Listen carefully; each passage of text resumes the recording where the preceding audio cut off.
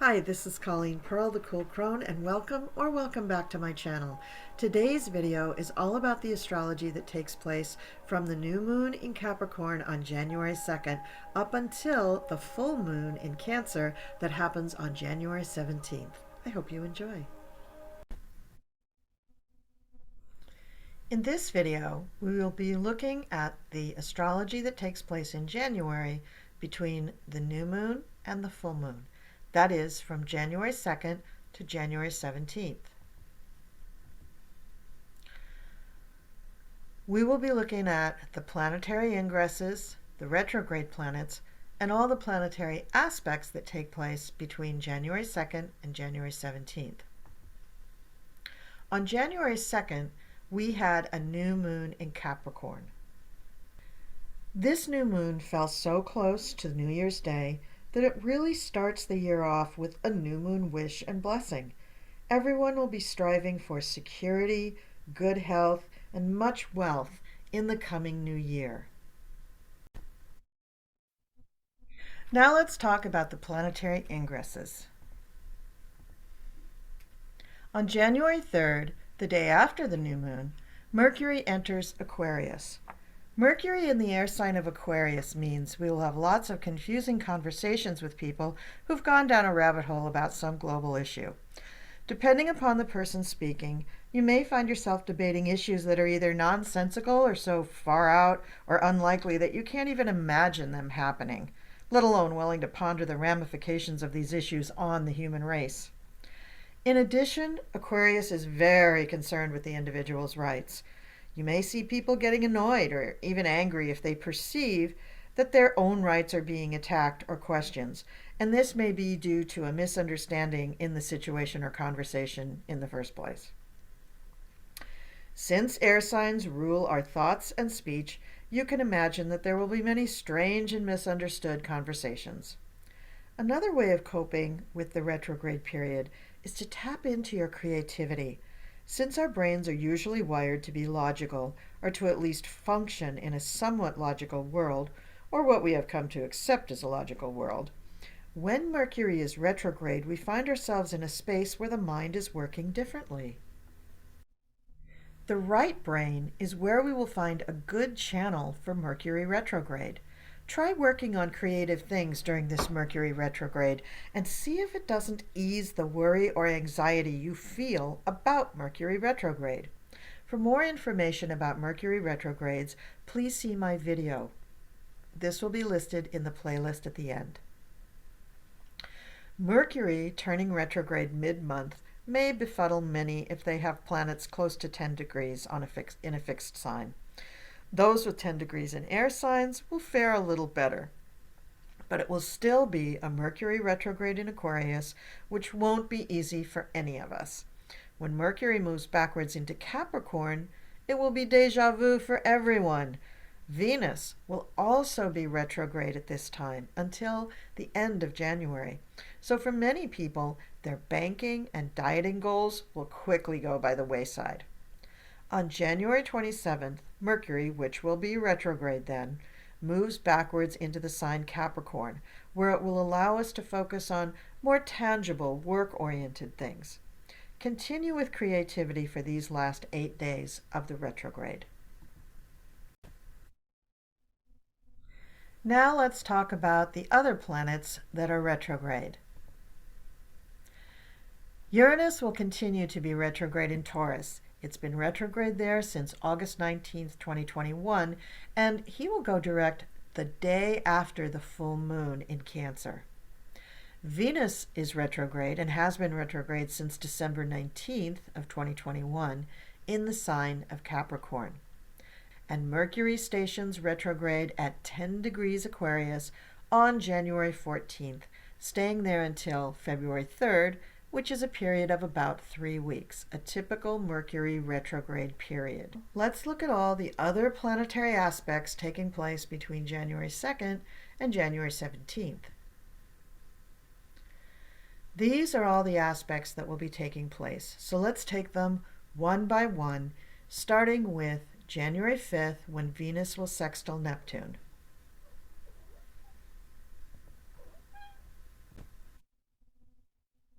When Venus sextiles Neptune, all of your tingly senses get heightened. You will find that this is a very sensual and caring transit. Also, it makes you feel especially sensitive to eroticism. Your increased sensitivity in sexual relationships with your partner and other things may cause you to discover imaginative ways to play with your partner. This is a great time for dates. It's really increasing your magnetic allure and attracting a tender and caring person to you, not just somebody who's interested in sex. So it's quite possibly that you are going to meet a soulmate or a spiritual partner during this transit. This is a great time for shopping. Your taste will be at an all-time high. So anything having to do with fashion, making you look good, cosmetics, jewelry, etc., even decorating your home will be benefited at this time. Anything that you buy under this transit will probably be a good deal, and it will probably be beautiful, and it will make you feel like you're surrounded by luxurious things. This is also a great time for creativity. Your creativity will abound with very sensual elements. Also, you may find yourself really gravitating towards Neptunian types of artistic expression, such as dance and music or painting and sculpture. Now, Neptune rules the image. It also rules film, as in the film industry, and the screens that the images are projected onto. So this is a great time to be making movies, to be making videos, to do anything where you're projecting an image to other people, and a beautiful image at that. If you have experienced low self-esteem, this is a great time to experiment with taking selfies in front of a mirror or taking videos of yourself and just seeing how you can turn yourself out in the best light. You don't have to show them to anybody, but under Venus sextile Neptune, you will allow yourself to put forward a much more sensual and beautiful image. Friends and groups of people will be very important to you at this time as the social aspect of this transit kicks in. So go to see a movie, as I already mentioned, have a date, have a first date, and just enrich yourself by being out with others and also giving to others.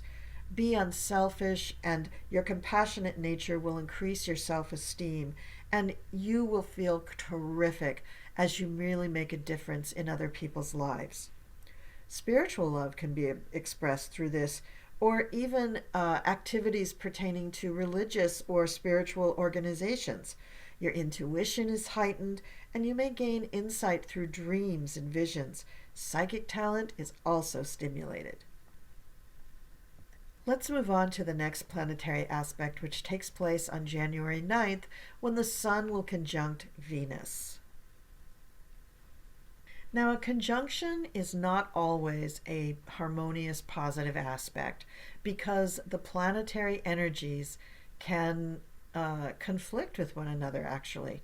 But in this respect, because Venus is a benefic, it's usually a positive aspect. This can benefit your finances. Certainly, it will benefit your relationships. It may bring love, peace, harmony, and beauty into your life. It may also spark creativity, and it may be just really good for your bank account. You yourself will find that you are affectionate, charming, very social, and you may really enjoy all your relationships, friendships, partnerships, romantic relationships, the person over the hot dog stand. You're really going to enjoy human contact and getting to know people even better. This is also a good time for seeking pleasure through sex, through amusements of all kinds, through entertainment and partying, but also for relaxing in comfort and having some fun with your children. Your fashion sense will be at a 10, and also you'll be able to pick out a bargain like nobody's business when you're shopping and decorating. Now, Venus can be slightly indulgent and lazy. So you have to be careful during this conjunction not to give in to that indulgent side of Venus. Otherwise, the sun may burn. Also on January 9th, we have Mars opposing Black Moon Lilith. So Mars is our aggression quality, and Black Moon Lilith is a couple of things. In an active sense, Black Moon Lilith is you standing up for yourself or others, especially where it comes to women who are being denigrated in some way. But Black Moon Lilith also represents things that are hidden, either things we want to keep hidden or things that are hidden from us. So with Mars opposing Black Moon Lilith, we may find that first part, the part where you're standing up for people, activated or detonated by Mars, by the energy from Mars. Mars may act as a detonator to explode this emotional area, and we may feel as we stand up for others in an almost militant way that something of our soul kind of shakes loose. And this may be a discovery for ourselves about who we are or about why we are feeling so strongly that we have to stand up for people or ourselves. So in that respect, your actions may actually lead to uncovering something hidden by Black Moon Lilith. On the next day, on January 10th, we have Mercury sextile Chiron. Now, insight and thinking about your own internal wounds or trauma may be the order of the day here. But during this transit, you should be able to identify areas of your life or your body that require healing, and you may have some revelations about your own divinity.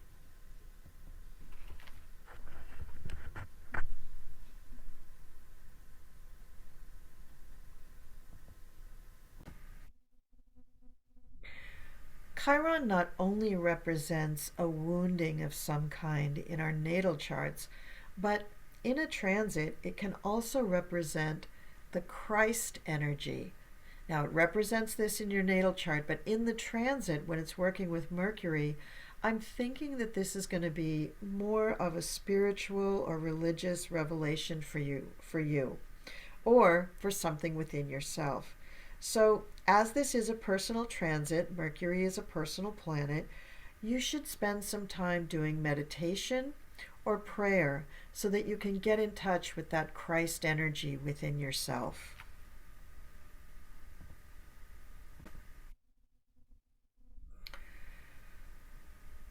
On the 11th, we have the Sun sextile Neptune. So this is going to heighten your sensitivity, intuition, imagination, and creativity. This increased psychic awareness may give you valuable insights about yourself and may be a great follow-up to that aspect with Chiron the day before. People around you and even your future may be things that you gain sudden insight about. It's an excellent time to visualize or dream up your ideal future. So make your goals now and turn your dreams into a reality. In other words, if you haven't already made your goals for the year, this would be a great day to sit down and do them.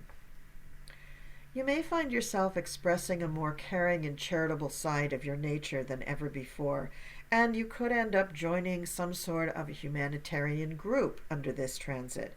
And by doing this, it'll boost your self-esteem and personal satisfaction in your life. You may find that you have greater empathy and receptivity for you and all of your relationships, which will surely benefit under the transit Sun sextile Neptune. You could find that your dreams are very vivid or may be prophetical while you're under this transit. So the occult, mystical work, astrology, and religion all can be used to increase your level of self-understanding in addition to your psychic awareness. You can enjoy greater feeling of connectedness with the entire universe under this aspect. On the same day, we have Mars squaring Neptune. Now, this aspect is going to bring about low energy. You may feel suspicious, or you may suspect that people are deceiving you, that you are the subject of lies or scandal. So it's normal to feel a little weak and discouraged under this confusing influence. However, when you have the Sun sextiling Neptune on the same day, you might not feel so low and so bad. It may just result in a physical lowering of your energy. Resist the temptation to give in to feeling guilty or discouraged about how you treated someone in the past. Let it go, forgive yourself, and move on. You may also feel that there are some issues that you need to work on within yourself, and this would be a very good time to consult a professional in order to do that.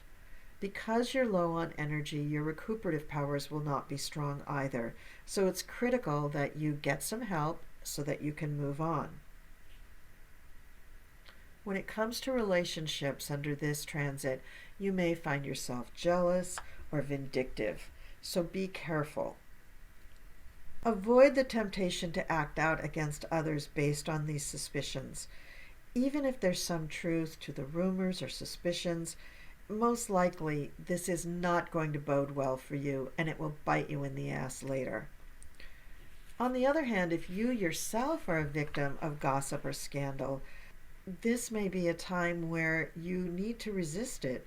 So be careful that you don't succumb to these negative feelings.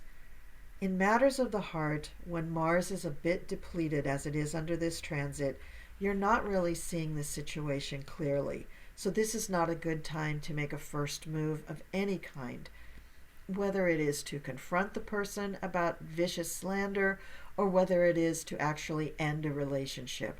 Just hold tight. Don't let your fears and imagination get the better of you. Don't take on any extra work just to prove how worthy you are. Mind your own business and put this confusing energy to work in a creative project instead of with relationships. On January 16th, the Sun is conjunct Pluto, and this will be an intense transit. It could increase your personal power. So these are the days to actually do something about the feelings that you had when Mars was squaring Neptune. You will be very intense on these days, and you could find that you're a little too much for people around you, especially if this falls into a sensitive degree on your chart. You will be very probing. You will be doggedly determined to get to the bottom of anything. So if you're still working on the assumption that somebody is gossiping about you, or worse, actually slandering you, you will be like a dog getting to a bone, trying to figure out who it is and what they did. This behavior may not be great on your part, and it may not actually help you. So what I would suggest is do your research and investigation and try to gain some sort of insight into these behaviors. It could be that there's a little bit of truth in the slander or the gossip. So check yourself, see if this is true or not. So what I'm getting at is all of this investigation and research that you're doing may result in you finally figuring out what's going on between you and another person, whether this is somebody you work with, somebody that you're in a relationship with, or a partner. I would not confront them on this day. I would keep the information to yourself at this point because you're so intense when this transit is in force that you may come across way too heavy. You may end up really damaging an actual valuable relationship. So look within.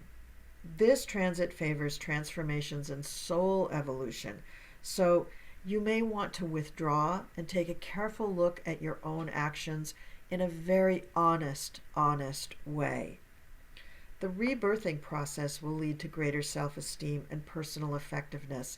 And later, when this transit is passed, you may be able to talk to the person involved and really come to a great resolution. If you do it now, you're going to come on too strong, and chances are you'll destroy the relationship. This is also a good time for you to look into any really negative traits that you have, such as addictions or some kind of sleazy behavior that you just need to kind of clean up. So use this time. Be by yourself, withdraw, and really take a look honestly at what's going on for you in your life. And this brings us to January 17th, when we have the full moon in Cancer. So our feelings of safety will really revolve around the home and our family at this time. We may be extremely emotional under the full moon in Cancer, but try to learn to forgive and forget, and don't get depressed about what's going on. Remember, the full moon in Cancer is extremely emotional. You, at the time of the full moon in Cancer, will be extremely emotional. So take it with a grain of salt. Don't jump to conclusions. Don't have any confrontations with people because you're a little bit off your head at this time. Your perception of the world can be very, very subjective. So try to create a little bit of distance and try not to become bitter. Your very, very rich emotional world that you're living in can distort the reality of what's going on around you. It's a beautiful full moon. It's a wonderful full moon for doing psychic work, for doing healing of any kind. So I'll be doing a whole video about the full moon in Cancer, and at that time, I will see you to talk about it. Thank you so much for watching this video. Thank you for liking, sharing, and subscribing. Thank you for leaving comments. I love reading your comments and getting to know you. And I will see you next time.